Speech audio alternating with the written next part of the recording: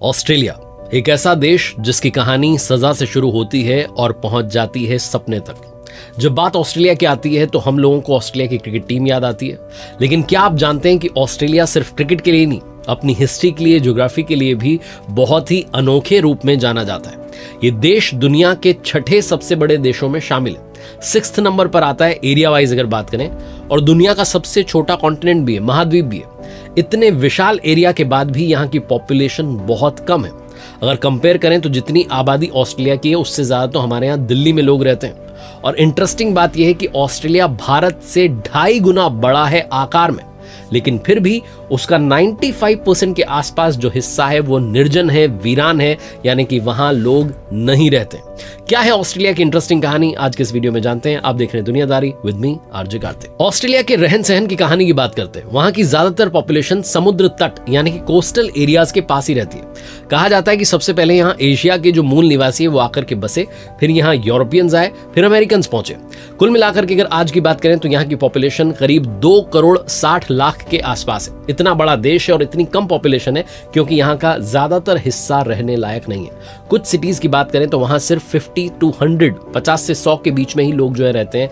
50-100 लोग ही इतने बड़े शहर में रह रहे हैं, एरियाज में रह रहे हैं। इसके पीछे का कारण क्या है? एक्चुअली वहां की सरकार चाहती है कि लोग जो है वीरान इलाकों में बसें, लेकिन समस्या आती है वहां के कठोर प्राकृतिक हालात। 3 हिस्सों में इस देश को बांटा गया है। पहला है वेस्टर्न प्लेटो जो देश के 2/3 हिस्से को घेरता है और ज्यादातर हिस्सा डेजर्ट है।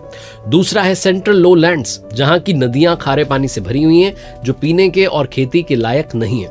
तीसरा हिस्सा है ईस्टर्न हाईलैंड्स, यहाँ पहाड़ हैं और कुछ उपजाऊ जमीन है, लेकिन फिर भी सुविधाओं की कमी है, मुश्किल जीवन है जो इसे कम आबाद बनाती है। यहाँ का ज्यादातर एरिया जो है वो बंजर है जहाँ दिन में टेम्परेचर 50 डिग्री सेल्सियस तक पहुंच जाता है। इसके अलावा ये पूरी तरीके से प्रशांत महासागर और हिंद महासागर से घिरा एक द्वीपीय महाद्वीप है। अब बात करते हैं कि कैसे एक सजा ने इस देश को जन्म दिया। ऑस्ट्रेलिया की सच्ची कहानी आपको बताते हैं। एक समय ऐसा था जब भेड़ चुराने की सजा होती थी मौत। किसी ने बगीचे की बाड़ तोड़ दी, किसी ने सड़क किनारे पेड़ काट दिया, किसी ने गलती से किसी और की जमीन पर कदम रख दिया और सजा मिलती थी फांसी।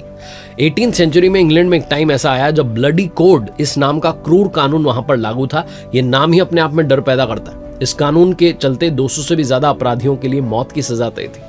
गंभीर अपराधों को छोड़ दें तो जेब काटना, 2 पाउंड से ज्यादा की चोरी करना, यहां तक कि सिर्फ डाउट के बिहाफ पर लोगों को मौत के घाट उतार दिया जाता था। ये एक ऐसा समय था जब समाज व्यवस्था और कानून के नाम पर एक डर का साम्राज्य स्थापित हो चुका था। लेकिन हर अंधेरे में कहते हैं ना, कहीं ना कहीं उम्मीद की किरण होती है। सर सैमुअल रोमिली जैसे जो सामाजिक सुधारक हैं वो सामने आए, जिन्होंने इन कठोर कानूनों के खिलाफ आवाज उठाई। धीरे धीरे चेंजेस आने शुरू हुए और छोटे अपराधों के लिए मौत की सजा कम की गई। लेकिन अब एक नया चैलेंज सामने आया कि जो क्रिमिनल्स हैं इनको रखा कहां जाए। ब्रिटेन की जो जेल्स थी वो भर चुकी थी, भीड़ इतनी बढ़ चुकी थी कि कैदियों को जहाजों के भीतर कैद करके बंदरगाहों पर लंगर डाले जहाजों में रखा जाता था, जिन्हें प्रिजन हल्क्स कहा जाता था। हालात इतने बुरे थे कि कई बार एक अपराधी सजा पूरी करने से पहले ही बीमारी या बदहाल जीवन की वजह से दुनिया छोड़ जाता था। तो फिर क्या सोल्यूशन निकाला गया? ट्रांसपोर्टेशन, यानी कि इन्हें देश निकाला दिया जाएगा। कैदियों को दूर भेजना शुरू किया गया, ब्रिटिश उपनिवेशों में, जहां उनके श्रम का इस्तेमाल भी हो सके और देश की जेलों का बोझ भी कम हो सके। पहले अमेरिका में कैदियों को भेजा जाता था, लेकिन अमेरिका में जैसे फ्रीडम मिली उसके बाद ये रास्ता बंद हो गया। अब जरूरत थी एक नई जगह की, एक ऐसी जगह जो दूर हो, उपजाऊ हो और ब्रिटेन के लिए स्ट्रेटेजिकली भी फायदेमंद हो। तब हिस्ट्री में एंट्री होती है कैप्टन जेम्स कुक की। 1770 में ब्रिटिश नाविक कप्तान जेम्स कुक जो ऑस्ट्रेलिया के ईस्टर्न जो कोस्टल एरिया उसकी खोज करते हैं और इस जगह को नाम देते हैं न्यू साउथ वेल्स। ये जगह उन्हें सुनसान, उपजाऊ और बहुत सही लगी। ब्रिटेन ने इसे घोषित कर दिया टेरा न्यूलियस, यानी किसी की जमीन नहीं, जबकि हकीकत ये थी कि यहाँ पर एबओरिजिनल ऑस्ट्रेलियंस जो लगभग 60,000 सालों से इस धरती पर रह रहे थे वो पहले से थे। उन्होंने इस धरती को जिया नहीं था बल्कि इसकी आत्मा से जुड़कर इसे बचाया भी था। 1788 इतिहास का वो दिन जब पहला फर्स्ट फ्लीट जो है ऑस्ट्रेलिया पहुंचता है। इस बेड़े में 11 जहाज थे जिनमें करीब 750 कैदी थे, उनके साथ सैनिक थे, सरकारी अधिकारी थे। इन जहाजों ने सिडनी के तट पर पहली ब्रिटिश बस्ती बसाई। ये सिर्फ जहाज नहीं थे, ये फ्यूचर का बीज लेकर के आए थे। इन कैदियों ने कॉलोनीज बनाई, पत्थर दर पत्थर जंगल जो है काटते चले गए, सड़कें बनाई गई, खेतों में काम हुआ। धीरे धीरे एक सजा की जगह समाज बनने लगा। लेकिन इस विकास की भारी कीमत चुकानी पड़ी वहां के स्थानीय आदिवासी समुदायों को। उनकी जमीन छीनी गई, उन्हें उनकी परंपराओं से, भाषा से, संस्कृति से दूर किया गया, संघर्ष हुए, हिंसा हुई और एक समृद्ध संस्कृति धीरे धीरे पीछे धकेल दी गई। फिर धीरे धीरे ये जो दंड कॉलोनी थी, जहां पर जेल के रूप में जिस जगह को खोजा गया था, वो एक नया देश बन गया।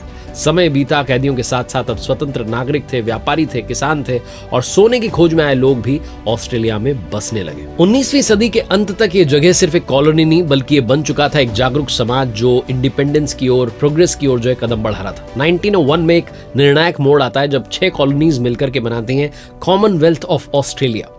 ऑस्ट्रेलिया अब एक नेशन बन चुका था। हालांकि ब्रिटिश सम्राट का नाम जो था वो सिंबल के रूप में इनके साथ जुड़ा रहा, लेकिन देश की आत्मा अब देश के लोगों के हाथ में आ चुकी थी।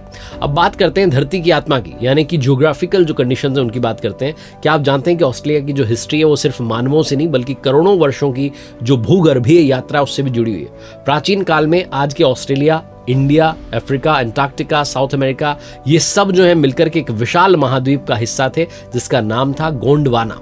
करीब 180 मिलियन साल पहले महाद्वीप का टूटना शुरू हुआ। 135 मिलियन साल पहले ऑस्ट्रेलिया और अंटार्कटिका एक साथ गोंडवाना से अलग हुए और फिर ऑस्ट्रेलिया ने एक अलग जो है कॉन्टिनेंट के रूप में अपनी यात्रा शुरू की। इस धरती पर कुछ चट्टानें 4.4 अरब ईयर्स पुरानी है, यानी कि धरती की सबसे प्राचीन सतहों में से एक है। ये समय की किताब में लिखा हुआ वो चैप्टर है जिसे इंसान अभी भी पूरी तरीके से समझ नहीं पाया।